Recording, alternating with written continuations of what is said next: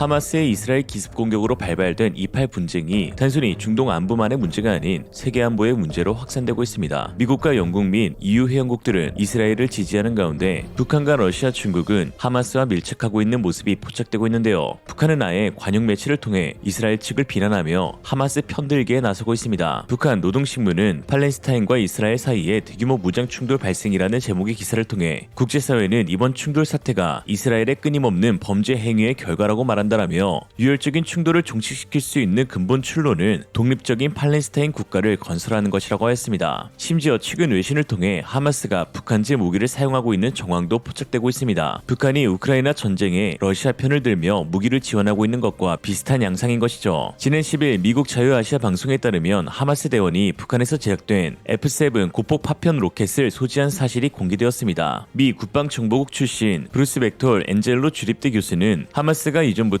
북한제 F7을 사용해왔다고 지적하며 이란을 통해 도입된 많은 북한제 무기를 사용하고 있을 가능성이 높다고 관측하였습니다. 사실 북한은 오랜 기간 하마스에 군사 지원을 해왔습니다. 특히 이스라엘이 6에서 8m 높이로 가자 지구를 둘러싼 분리장벽을 건설하자 이를 피하는 하마스의 땅굴 건설에는 북한의 기술이 동원된 것으로 보이는데요. 하마스 땅굴은 성인 남성이 살짝 고개를 숙여 이동이 가능하고 그 안에서 수개월 머무를 수 있을 정도로 잘 구축되어 있어 무기와 생필품 등이 오고 가는 핵심 군사 기주 중 하나입니다. 이스라엘군은 2014년 하마스가 구축한 30여 땅굴 네트워크를 확인했는데 배치 형태나 구조 등이 비무장지대에서 발견된 북한 땅굴과 매우 흡사하여 화제가 되기도 했습니다. 또한 이스라엘 안보단체는 2021년 보고서에서 헤즈볼라도 2014년 북한과 1,300만 달러 계약을 맺고 자재와 굴착 기술을 넘겨받았으며 미 의회 조사국은 북한이 일꾼을 외교관으로 위장시켜 땅굴을 활용하는 방법을 조언해왔다라고 했습니다. 중국과 러시아는 공개적인 하마스 지지 표명은 밝히지 않았지만 이번 하마스의 공격에 자국에게 좋은 영향을 끼칠 것을 기대하고 있는데요. 전미 정부당국 출신인 스팀슨 센터의 로버트 매닝 선임연구원은 이번 전쟁이 미국의 시선을 분산시켜 중국과 러시아 모두에 도움을 줄 것이라면서 중국은 남중국해에서의 군사력 증강을 위해 러시아는 우크라이나와 다른 동유럽 국가에 대한 공격을 강화하기 위해 현 상황을 이용할 수 있다라고 했습니다. 중동에서의 움직임이 이제 유럽과 동북아에까지 영향을 끼칠 수 있다는 우려가 나오고 있는 것인데요. 조셉 보스코 전 미국 국방부 중국 담당 국장은 지난 10일 미국과 동맹국들은 중국이나 북한에서 시작되는 반서구 캠페인의 다음 단계를 경계해야 하는데 1막이 러시아의 우크라이나 침공, 2막이 하마스의 기습 공격이라면 3막과 4막은 중국과 북한의 도발이 될 것이다 라고 목소리를 높였습니다. 그렇다면 다음에 벌어질 수 있는 군사 위협의 대상은 바로 한국이겠죠. 북한은 이번 하마스의 기습 공격을 벤치마킹할 가능성이 있습니다. 한국 수도권에는 가자지구 인근의 10배 이상의 인구가 밀집되어 있고 북한은 하마스의 수십 배에 달하는 타격 수단이 있기 때문에 하마스의 기습 공격은 우리에도 북한에도 상당한 시사점을 주고 있다는 것인데요. 특히 하마스가 앞에서는 화해 모드 분위기를 형성했다는 점에서 북한의 화전 양명 전술을 떠올린다는 의견도 있습니다. 하마스는 그동안 팔레스타인 주민의 경제적 자립을 위한 일자리를 요구하는 등 마치 공격할 의사가 전혀 없다는 듯한 기만 전술을 펼치며 이스라엘의 경계심을 누그러뜨렸습니다. 그리고 이스라엘은 가자 지구의 노동자에게 경제적 이득을 주면 주민들의 생활이 안정돼 전쟁을 막을 수 있다고 판단하였죠. 이 전제로 가자지구 임금의 10배에 달하는 급여를 받을 수 있는 일자리 허가증을 2021년 이후 수천 장 발급해온 이스라엘입니다. 하마스는 이런 경제적 지원이 가장 큰 관심사인 것처럼 속여온 것이고요.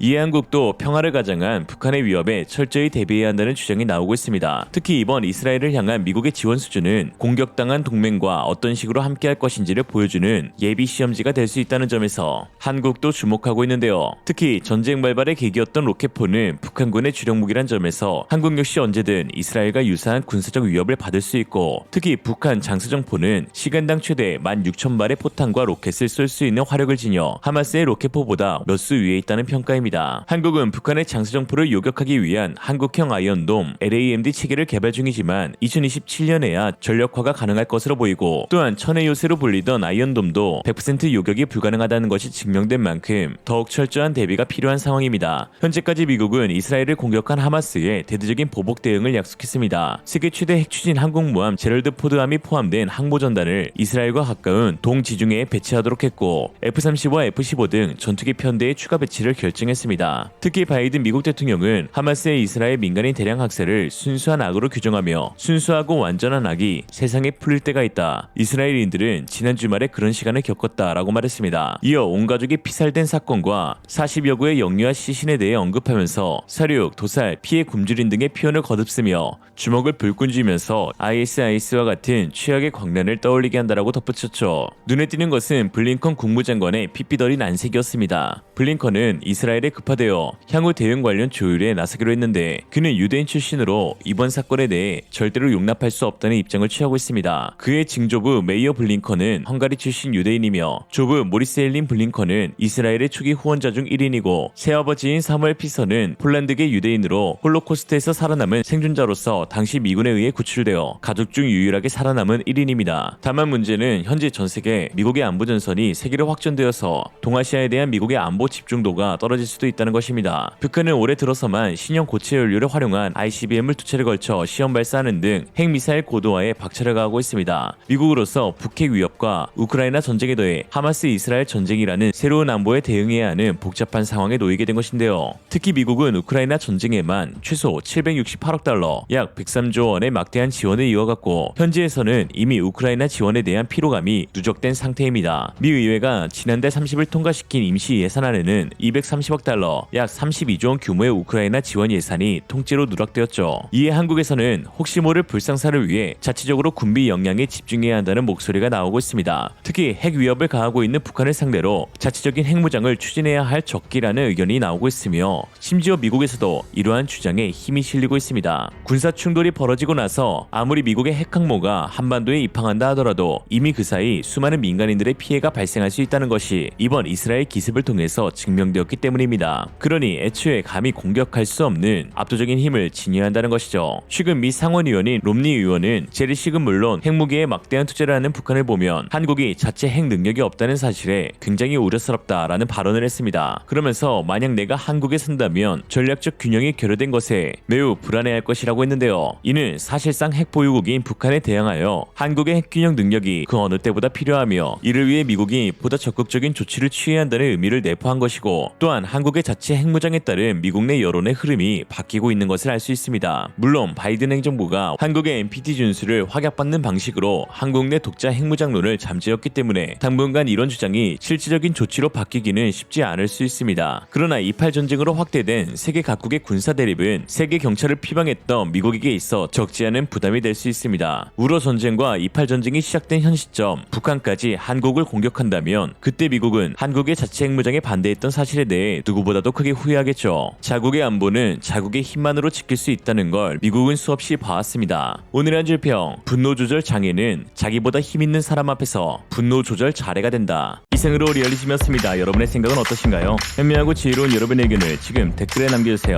감사합니다.